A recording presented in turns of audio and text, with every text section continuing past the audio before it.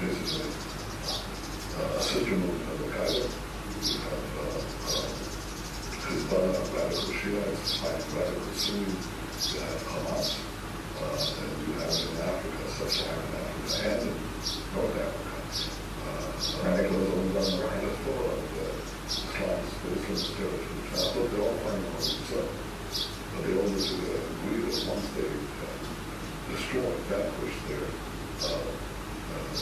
Muslim moderates, where they don't share their views, they behead them and do horrible things. And then they have to get to Israel, which is the Western country.